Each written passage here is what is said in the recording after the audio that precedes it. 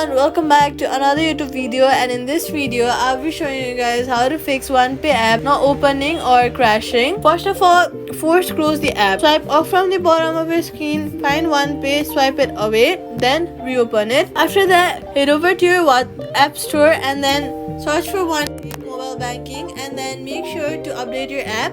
Updating your app means that you have all the new files and latest and bug fixes.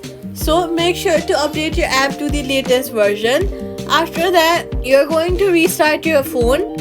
After restarting your phone, free up storage. Go to settings app, search for general, go to iPhone storage, and then see if you have sufficient space or not. If not, then go ahead and clear storage that are used by apps. For example, your drive is taking up too much space. Click on it, click on offload app, and it will clear some cache. After that, reinstall the app. Long press on the OnePay icon, click remove app, and then delete the app. To reinstall it again, go to the app store, search for OnePay, and then reinstall. Safety tip: only download from the app store. Quick fix: turn off low power mode, and that's it. Subscribe for more fixes.